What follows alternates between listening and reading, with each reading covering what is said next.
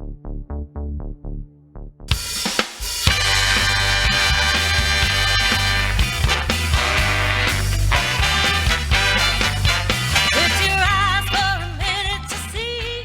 back, and I hope you enjoyed the lunch, and we're going to go straight into the next session, which is about the future of destination experiences. And I have Jon Owen, who's the CEO of GoCity, to join me on stage, and we're going to wait for Eric Gnock of CEO and co-founder Klook to join us in a while. So Jon, you see here. All right. Okay. So welcome, Jon. Thank you. All right. So you flew all the way from London for this. Yes. I'm sorry that we couldn't show you a different Singapore, but tell me, why did you feel like you wanted to go through all the hassle of traveling right now? Because you came in before the VTL, the vaccinated travel lane only started yesterday, so you came in before. Why did you feel that you had to come to Singapore? Well, I'll talk about our business in a moment, but we see huge potential in the region. We're a business that was formed and is still currently based in London and the US. And the proposition we have, we think there's huge potential across the APAC region. So I'm here for a few reasons. Firstly, here to talk with you, to spend some time with the APAC team, to talk to some people about joining the APAC team, and also to talk to some journalists in the region about the potential we have here. All right, so you're actually hiring. So why couldn't you have done this hires through Zoom? You can do a bit through. I think we're all a bit tired of Zoom. We've spent a long time over the last 18 months looking at Zoom screens. All right. And I think you can do some things with Zoom, but I think when you have 3 or 4 purposes to a trip, it's really worth being here in person. Yeah, I think that's how business travelers are going to travel, right? Like, lump everything in. So we're very pleased to have Eric now join us. Eric, come and join us. Let's stream Eric in. Watch your back. Lift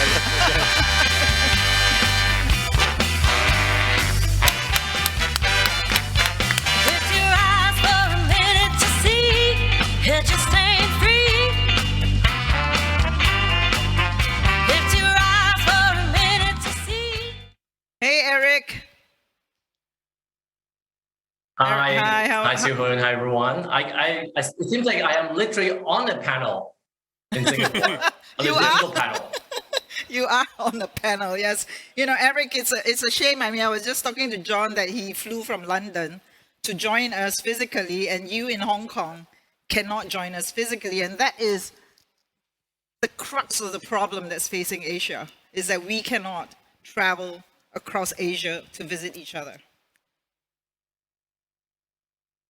Yeah, it's unfortunate, but I am making my plans to go be in Singapore very soon. So hopefully we'll be able to gather and meet with different partners very soon. All right. Okay, good. There will be sort of business travel revenge as well. It's revenge business travel. So Eric, the last time we spoke, you told me, you had started reading this Daniel Kahneman's Thinking Fast and Slow, right? And it's basically about 2 systems of thinking. Like system 1 is just fast, intuitive, and emotional, and system 2, which is slower, more deliberate, more logical. What has worked best for you during this crisis? Well, I would say that, at the beginning of a crisis, system 1 was trying to kick in.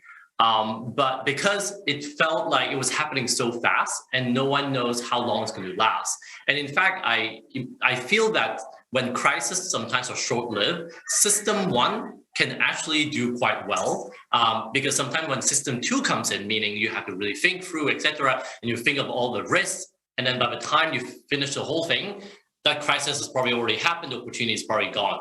But it turns out that, my system 2 did most of the work really over the last year. And because partly the crisis is indeed not as short-lived as we initially thought it would be. So definitely the more logical, take the time to really plan it out, has worked better for us.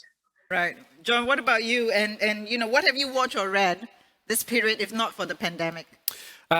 So I'll talk about that question first. I obviously had a lot of time to watch Netflix with my family, as we all did.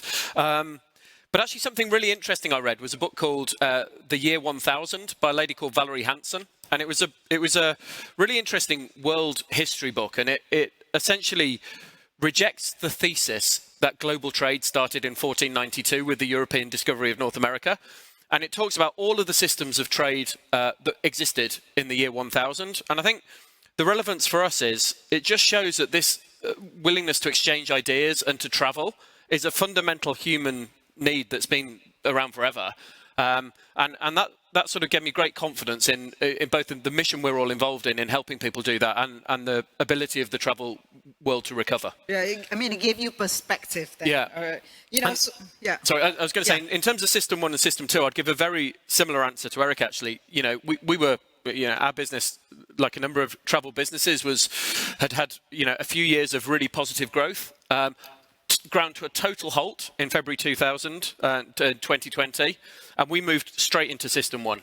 Right. Doing things we'd never had to do before to make sure the business stabilized. Yeah, but at the same time, I was reading about both of your companies are actually seeing higher revenues now than pre-COVID, right? Klook, for example, in Hong Kong, Singapore, Taiwan, and China, you're actually seeing higher revenues. And Go City, you said that in the first half of 2021, compared to the same period of 2019, Orlando saw a 49% increase in pass sales, and Miami had a 56% increase. So this pandemic, in a way, has not benefited, but it's not been so bad for your kind of businesses. So we have a very different picture. So our business is, like I say, the destinations. We serve 30 destinations globally. And the US destinations recovered the most quickly because the US government were the most relaxed about opening things up. I think the encouraging news for travel is when the destinations were opened up, people traveled and went to attractions and used our product. And so for the US destinations that were open, we saw business rebound back to stronger than 2019. Fantastic. So Eric, Klook turned 7 in September, and I know you've had to grow really fast this past 2 years. And you told me, and I love this quote, because it's in Cantonese. Can you say it in Cantonese? We have seen the coffin, but there's always a way back. Can you say? 見過棺材先可以再返返轉頭。All right, okay. And so now that you found your way back, what's the way forward? I mean, what are you doing now to ensure that you weather 2022? Yeah, well, I think, for us in Asia, domestic travel obviously hasn't picked up. So very different from, what we just described in the US and probably in Europe. But I think the new segment that we've identified is the domestic travel. Now, domestic travel has always been there, but it's actually expanding now, given people can't travel abroad. And second of all, it's actually much less digitized compared to cross-border travel. And I'm referring to what we do best is around the experiences and in-destination service. So which is why I think this segment has really given us, a silver lining on this COVID crisis. So that's the first one, looking into 2022, is domestic travel is continue to be strong, and we continue to really focus on that. The second silver lining is actually around staycation. A new term that I would say that has really born during the COVID crisis. And it's also our take on accommodation and hotels, combining stays and experience. And we do believe that this is something that's going to stay post the COVID, as people will also more appreciate going to a hotel as a destination, whereby experiences are part of the whole trip. Right. Now, Jon, I mean, you have your expansion plans for the Go City product, right, which is a pass, and you are planning to go beyond Singapore, Hong Kong, Bangkok, Dubai, and Sydney. That's where you have presence now. Tell us about your expansion plans. So I think it's worth just briefly talking. So for those who don't know, we sell and make attraction passes. They give customers the ability to go and see whatever they want in a city and make savings and give a great deal of flexibility and freedom. Like I say, it's a business that was very strong in US and Europe, and all of the characteristics in Southeast Asian APAC travel are the same. Lots of customers traveling, lots of city destinations, lots of attraction visitation. And for the APAC customers who come to London and New York, very high customer NPS. So we're really confident about the product to work really well across this region of the world, and it's a huge untapped opportunity. It's a big scale business. We're the biggest trade partner for a lot of high profile Western attractions. So it can be a huge part of the ecosystem. So you're interested in APAC as a outbound market as well as an inbound, both, right? Absolutely both. We've got plans to both extend our footprint in destinations we serve, but also to invest in acquiring Chinese, Korean, Japanese outbound customers and help them visit destinations and have the benefit of our product. Okay. So Eric, one of the first things that you did very quickly was really change your structure, and you really localized and you had local GM, structure. Do you think this model is necessary for the next couple of years? Yeah, well, since we were set up, we've been always proud of the setup that we had, which is global, right? A global company with local operations and very localized operations, which were quite different from OTAs, I would say, the previous generation of OTAs. Now, with this new landscape of domestic travel, I think a much more localized approach to the team setup will be much needed. All right, so please send me questions at 96924989 on WhatsApp. All right, so Jon, you're one of the very few travel companies that didn't pivot actually during this, and you said you used the downtime to fix the tech, and then you basically moved from outsourced to in-house, right? So what is the most significant piece of tech that you worked on that you think is going to be really strong? So what we did through the pandemic was, as you say, we stopped using a series of outsourced companies and we built an in-house engineering team and we introduced sort of full-on agile principles, product management principles. That in itself doesn't give a customer benefit, but what it does is it gives you the platform for innovation. And so we can go much faster and more quickly in-house now. Probably the most interesting thing on the horizon, I think, is augmented reality. Mm-hmm. And augmented reality, it's been talked about for years, but it could really change the visitor experience at certain attractions. We're never going to build that for a specific attraction, but through our app, we can collate those experiences and make, the collective experience of visiting a city much more powerful. Right. We had Angie Stephen just now from Royal Caribbean just basically saying that was something that she was really interested in, in AR. And Eric, David, I've interviewed him, your CPO. He's very interested in the using AR now to actually, inspire people in the attractions business as well. All right. So Eric, can I ask some advice from you, right? So Jon now wants to expand in Asia. Good luck to him, right? But what advice would you give Jon? Well, I would say that, Asia is definitely a very different animal in terms of the different countries, languages, currencies, and cultures, obviously. So I think definitely having a local approach definitely will be the way to go. As you can see, in Korea, China, Indonesia, etc., we are seeing very strong local competitors. Versus, I would say, in Europe, it tends to be a bit more cross-region type of players. So definitely having boots on the ground is very, very key. Okay, so Jon, Klook wants to integrate more attractions, venues, and museums onto its platform so that these places can use them as customer outreach, right? So what advice would you give Eric? How tough is that? I'm not sure it's advice because I'm sure he knows this, but the market is incredibly fragmented and it's a big task.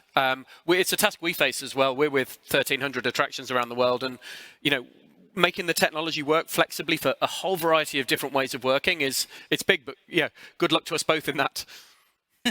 It seems like both of you are tackling like a very fragmented market in Asia and a fragmented attraction venues, museums space. All right, Eric, Klook achieved profitability for the first time as well, right? In those markets that we mentioned where you got higher revenues. So tell us about the different dynamics that led to this. Was it more about cost cutting because we all had to get much more efficient during COVID? No, I actually think the major contributor to that is the fact that demand channels have changed. So previously with cross-border, it's all about demand capture. So a lot of players and platforms tend to spend more on search advertising, for example, which I think we all reckon is quite expensive and low return. But within the domestic travel landscape, we actually find that working on social content, KOL, these new form of marketing actually has done us much better. And in fact, even pre-COVID, we tend to be more specialized on that than on performance marketing. So we help create demand. And we figured out, I would say, that magic formula that allowed us to not only create demand for our merchant partners, but also do it effectively. Okay, so can you share that magic formula with us? That's a bit hard, but I would say it is find your way on TikTok. I do think TikTok is the next future, and I think the fact that we also operate in China, so we have had the experience of running on Douyin in China, so we are sharing a lot of those knowledge with our other markets, and I do think that TikTok will be one of the key channels to create demand going forward. Okay. John, what about you? How do you achieve profitability? It must be a very low margin business, no? It's not bad, actually. And the reason is because we sell attraction passes, and that results in customers visiting a lot of attractions when they come to a city. So a customer that we sell a London pass to visits 11 attractions. That means that the price of the product can be quite high and still give amazing value to the customer. And so our unit economics work much better because we have the same Google costs that Eric talked about. But it's, if a family of 4 buy 3-day New York passes, it's an $800 transaction. And that gives you a bit more acquisition money to spend to get that, which makes the economics work in a very different way. Right. So have you seen as much shift in demand channels to social, KOL, as Klook has seen during this period? We absolutely have. Yeah, we absolutely. I agree absolutely with the direction. I mean, for me, I'm of an age where TikTok is my kids' platform, so I'm learning it. But those kind of channels and using key opinion leaders, using PR to complement the Google acquisition and the affiliates channels and things like that, absolutely is the way forward. All right. So wearing the hat of a customer, because I love to visit attractions and buy experiences. Klook is about variety, and basically I can choose whatever I want from your platform, right? Whereas Go City is about curated bundles of things and simple for customers to choose. That's how I see it. So Eric, have you ever worried that you may have too many products and it becomes too confusing for the consumers, which is kind of like a classic pitfall of a super app strategy, right? Choice versus clutter. Yeah. Well, first of all, I think, we do offer standalone, a la carte type, but also, bring on these pass partners as well, attraction pass partners as well onto the platform for those who are interested. But I think specifically around the super app cluster consideration, I actually do very much agree with you. I think if you look at it all, the Chinese app, it's just overwhelming, but of course it works in China. But however, I think for us, the way that we look at it is all the services that we provide are in the destination. So the need of a traveler when they get to a destination, from the airport transfer to a bus pass to attractions to tours and activities, and now potentially even staycation, we see that need being consistent. And we see that all these services can coexist in that ecosystem. All right. So we have a question from the floor. I have been involved in AR some time now. Maybe good for initial hook, but cannot replace actual physical touch and feel experiences. So he wants me to ask in the audience, how many of you in the audience will buy travel based on AR experience? Hands up. None, Eric. Can you see them? There's no one who will buy. Maybe this crowd is too old for, like your... Can I add a point? Okay, sure, yes, okay. I would see it as being complementary. So I don't think AR will mean someone doesn't visit a key attraction. It means they'll have a better experience at that attraction and be more likely to recommend that attraction to their friends and perhaps have a longer dwell time. Okay, we have another question. In a year, we just jumped ahead 5 years with content going digital, QR codes, AR, etc. But we fumbled too, like lots of PDFs and fragmentation. Where do you think we missed an opportunity, or is it too late? I think we're on a journey. We're on a journey from 10 years ago, particularly the attraction world being very fragmented, lots of paper tickets, lots of separate files in your inbox if you ordered online. We're not at the end of that journey. So our business, and I think Klook's the same, have started to aggregate a lot of that content for our attractions. So you don't think you've missed the opportunity yet? No. Okay. Our customer satisfaction scores are through the roof high. Every time we make it more digitized and more centralized in terms of content, they get better. All right. Eric, do you have an answer to that question? Yeah, I would say that COVID is actually driving it much faster. I don't think we were behind. I think I would sector was been behind compared to other space, but the COVID actually has accelerated that. We're seeing online booking for attractions and tour operators actually much higher percentage compared to pre-COVID levels. Okay, we have a comment on the virtual platform saying, no interest as a consumer traveler in AR. I'd rather experience the real thing. So there you go. But maybe it's because we have all kind of Zoom fatigue, like you said, right? Which is why you flew out here. I think it's definitely as well as the real thing. All right, okay. So my question to you, what is the maximum amount of attractions or products you would include in your passes? So I think it's a bit of a myth that we're curated, actually. So in our New York pass, we have 100 attractions. I don't think there potentially is at some point too much choice, but really the question is around navigation and searchability for the customer. And so long as you can help the customer navigate through that choice and choose what they want to do on any given day well, more choice is better. Right. So it's not about how much you have, but how well you can actually deliver what that particular customer is looking for. Yes, right. And if you have more attractions in the mix, you can do a better job of that. You can provide inspiration for different itineraries, and different sorts of customers can have excellent time using your products. So Eric, I don't know if you were listening this morning, but we had Yanoja and VN live speaking, right? And both of them were just basically talking at the end of the day, whatever the tech that we have in travel, it is about customer service and relationship. And then Jong Yoon said basically the most important thing that travel has to tackle right now is customization, right? Which then leads, using tech to customize, which then leads us to that outcome of having real fantastic customer service and relationship. So what are you working on in terms of customization on your platform? Yeah. For us, it's actually been around the bundling capability. And I think within the bundling capability, it sounds actually, no-brainer. But actually, you would say that when we look at a lot of other companies, bundling has not been done very well. And for us, it's about making sure the user experience is good, and also the search and recommendation behind it. So similar to Pass, right? You can bundle, hundreds or thousands of products, but which one you can bundle, and then the savings that comes with it. So what we've done, for example, over the past year is around, again, with hotels and experiences. I think that was a great success. Another one is actually around transportation. So taking a THSR, the Taiwan high-speed railway, and then eventually connecting with an Uber ride, or etc. We managed to really bring those experiences together so that it's become a much more seamless and frictionless experience for the customer. Okay, so a quick answer to this one. Will you ever develop a pass system and create your own passes?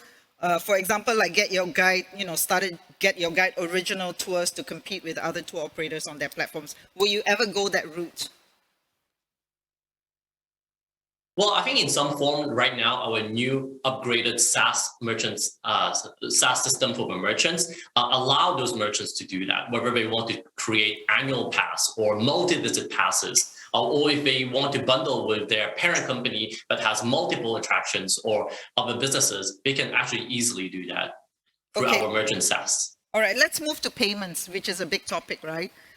And I know Klook has introduced Buy Now, Pay Later with a partnership with Atome. Eric, why do you think this was necessary? And then John, you can jump in with a question on what you're doing around payments. Eric. I would say that travel has been generally high ticket purchase. So as a result, there is need for people, for some people, to actually have the advantage of buy now and pay in installment, versus if you were buying a very cheap product, probably the need isn't that big. And then for Southeast Asia in particular, or even actually Japan, where credit card penetration has not been high, this is a very good alternative option to tap that untapped market, unpenetrated market. I'd agree. I think it's always a question of how you prioritize opportunities. And for us, prioritizing different payment solutions appropriate to each country is probably ahead of that in the list. Will we come to that in 2 or 3 years? We may do. But at the moment, just kind of the appropriate payment type and the appropriate channel for each country is a bigger priority for us. Right. This comment about AR seems to be, a lot of getting a lot of comments, and we have a comment here say AR will be available to developing countries, and also it depends on the use of AR and how we market, to schools, for example. So and especially for the tourism sector. Okay. Wait, I'm going to get to this question later on. Okay. Other than AR, is there a tech that you're keeping your eye on and how you think it will impact your business? So there's a couple of really interesting areas of technology for us. One of them is around how customers enter attractions. So just making sure that that's as seamless as possible at the gate, and getting our customers in, as effortlessly as possible using one app is a constant challenge. And integrating with different solution providers. The other is a customer acquisition technology. So that's what you're working towards, is to have that one app. Yeah, so we've got that with quite a lot of attractions, but not with all of our 1,500 attractions. Okay. And the other one would be our Chinese WeChat acquisition platform. So we're at the early stages, but we've built a kind of working acquisition platform for mainland Chinese customers. So we're investing in that technology and kind of recruiting and building scale in that technology. Right. Eric? I would say for us at the core is customer service, a customer experience. And customer service today for us is still powered by really humans, which I think is very important as well. But we are indeed looking more into AI chatbot to be able to much more smartly and in a much more scalable way to address customer service. All right, so we have, the questions are really coming in, okay, which is great. So we have a comment from Jerry, who's in the audience, and he said, so he wants to throw an idea to you guys, right? And say, I created the SIA stopover a long time ago, US $32 for twin share, one night stay plus entry to 8 attractions to be used for duration of the stopover, and they had over 1 million buyers a year. So would something like this work now? I think so. Like I've talked mostly about our all-inclusive product. We also have an Explorer product, which is choose 3 or 4 or 5 visits to attractions, and that's a big selling product. It's one of our products, and it sounds like a similar idea to that, which is 8 entrances. Yeah, it's a big that kind of product's a big market. Sounds like what Eric was talking about, bundling as well. Okay, so let's go to the audience poll now. I want to ask the audience, what do you think will rank the highest in the eye of the customer post-COVID? So we have pricing of value, product quality, flexibility. John, pick one. So hard. They're all important. No, you got to pick one. You got to pick one. You said prioritization, value. right? Value. Value. Yeah. Okay, Eric? Can you see the poll? I'm sorry. You have, I would say flexibility. Flexibility. Yes, flexibility. Okay. Okay, another question. How is the Google Things to Do changing the landscape in the attractions distribution space? Too early to say. Too early to say? Yeah, it's an interesting development. It's not at all clear exactly what the impact for us specifically will be, but also for attractions generally. Probably positive. My background was in, prior to travel, was in e-commerce retail. And, the analogy is with Google Shopping, which was net positive for people who had a good product. All right, so you think net positive for people with good products. Eric? We think it's critical for the merchants to have their own official site, which is also why we jumped in and provide our SaaS and white label solutions to enable those merchants to get on that ASAP. Okay, so basically, sorry, Eric, were you saying that it's positive? Yes, I do think it's positive. I think it's critical that any merchants have their official site. And that's why we've also rolled out our white label to help these merchants to get on as soon as possible. Okay, we're going to have to wrap up. So rapid fire. Your top selling pass. New York pass. Eric, your top selling experience. The non-pin cable car. Okay, and one word to this. Get your guide partnership with Expedia. Not surprised. Okay. John, biggest quality you've had to pick up as a CEO at this time? Resilience. Okay. My biggest competitor is? Not yet born. Eric, my biggest competitor is? Ourselves. Wow, you're a very, very clever boy. My biggest disadvantage is? I go into too much detail sometimes. The system two, maybe, yeah? Too much of system two. Okay, what about you? Yes, exactly. Pandemic. Your personal disadvantage. My personal disadvantage. I can't simultaneously understand customers from each different country. Right. Means you're not a robot. Okay, my biggest advantage is, Eric? I think being detailed and making it perfection. The strength and weakness. Okay, and John, what about you? It's the ability to hire people who can help understand different consumers from around the world, and the ability to build teams that can do that. All right, so to the poll, the answer is, with Eric actually, is almost 60% saying that flexibility cancel is the most important in the eye of the customer. Pricing and value is the second at about 18%. So please join me in thanking Eric and John for joining me on this panel. Thank you. Eric, see you soon, physically. Yeah. All right, thank you.